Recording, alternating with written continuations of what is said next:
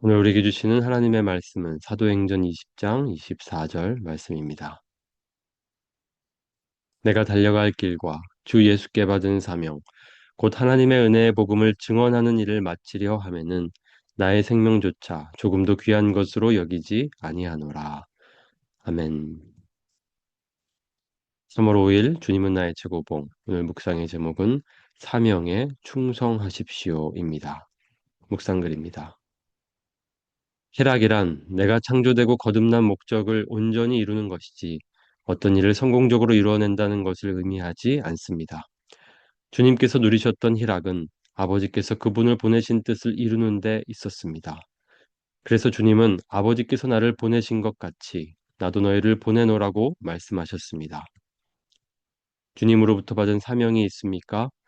그렇다면 그 사명에 충성해야 합니다.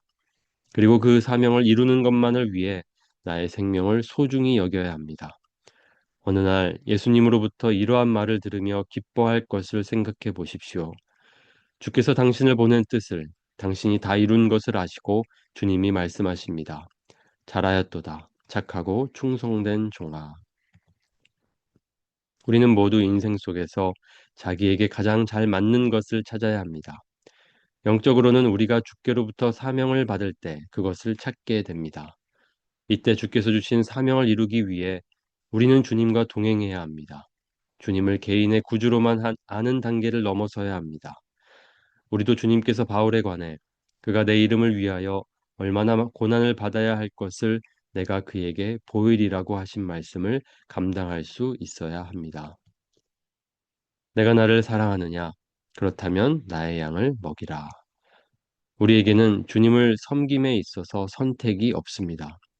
오직 주님이 맡기신 사명에 절대적으로 충성하는 것 외에는 없습니다. 당신이 하나님과 가장 가까운 관계에 있을 때 주님이 주신 사명에 충성하십시오. 만일 주 예수님께로부터 사명을 받았다면 당신은 더 이상의 소명이 필요하지 않습니다. 이제는 오직 사명을 이룰 기회가 필요한 것입니다. 이후로 당신에게는 주님과 진정한 친분이 있었을 때 받은 그 사역에 충성하는 것이 주님의 부르심입니다.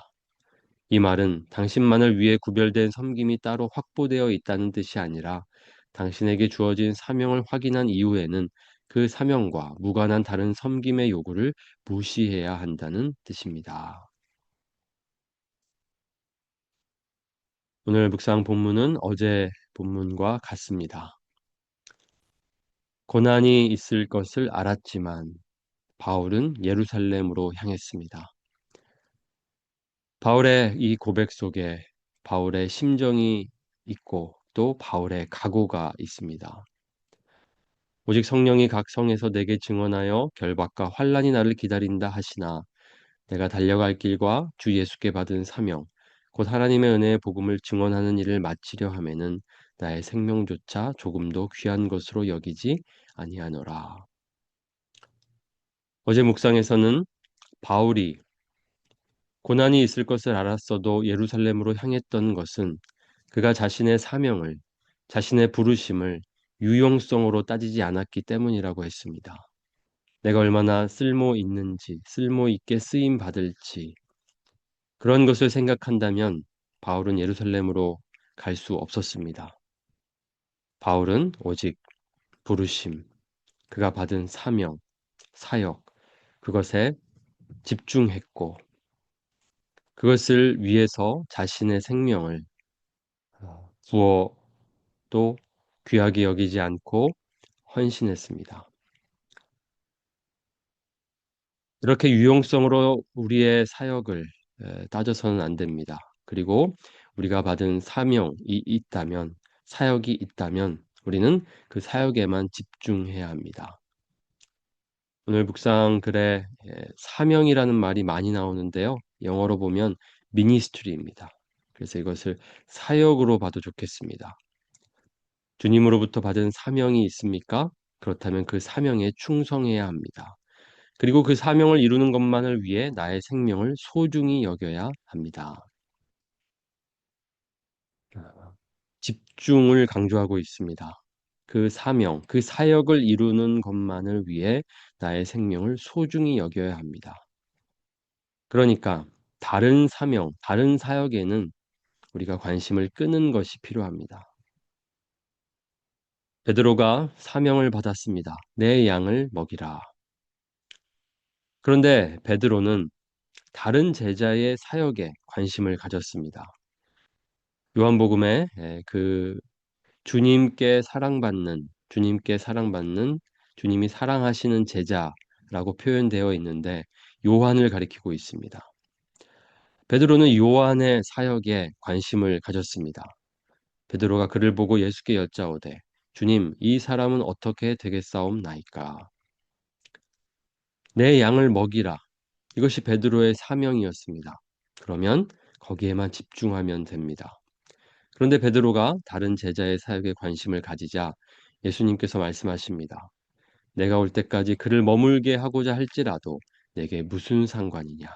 너는 나를 따르라. 관심을 끄라는 것입니다. 다른 제자들, 다른 사람들의 사역, 사명, 거기에는 우리가 신경 쓸 필요가 없다는 것입니다.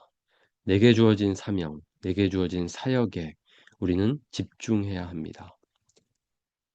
다른 사람들의 사역, 사명, 우리가 너무 관심을 가지면 자꾸만 간섭하게 됩니다. 그러면 내게 주어진 사명, 그 사명에 우리는 집중력을 잃게 됩니다. 그렇기 때문에 우리가 해야 할 것은 내게 주어진 그 사역에 집중하며 충성하는 것입니다. 우리에게 각자의 사역이 있습니다. 맡기신 사명이 있습니다. 우리는 모두 인생 속에서 자기에게 가장 잘 맞는 것을 찾아야 합니다. 영적으로는 우리가 주께로부터 사명을 받을 때 그것을 찾게 됩니다. 이때 주께서 주신 사명을 이루기 위해 우리는 주님과 동행해야 합니다. 주님을 개인의 구주로만 아는 단계를 넘어서야 합니다. 주님을 만나고 주님의 그 사랑을 깨닫고 우리가 주님과 동행할 때에 주님께서는 우리를 그저 주님과 교제하자고 주님과 교제하는 자리로만 우리를 부르지 않으십니다. 아버지께서 나를 보내신 것 같이 나도 너희를 보내노라. 우리가 오늘 이렇게 주님과 교제를 나누려고 하는 이유는 또 보내심을 받아 또 보내신 자리에서 사명을 감당하기 위해서이기도 합니다. 하나님께서는 우리에게 가장 잘 맞는 자리를 주십니다. 우리에게 주어진 사명이 있습니다. 사역이 있습니다. 그곳에 우리를 보내십니다. 그러면 우리는 그 사명을 감당하는 일에 충성을 다해야 합니다. 그저 주님과 교제하는 것으로만 만족해서는 안 됩니다. 깊이 교제하며 또 주님께서 주시는 그 은혜로 채워지고 그리고 나서는 우리는 보내신 자리로 나아가 충성해야 합니다. 저 여러분 오늘 주님께서 보내신 자리가 어디입니까? 그 직분, 그 사명, 그 사역 우리가 집중하여서 충성하기를 원합니다. 다른 사람들의 사역이나 사명에 관심을 두기보다는 간섭하기보다는 우리가 주어진 사역에 충성하면서 오늘을 살아가면 좋겠습니다.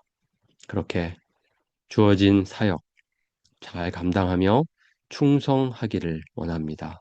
그렇게 충성할 수 있도록 사명 감당할 수 있도록 은혜를 구하며 주님 앞으로 나아갑시다.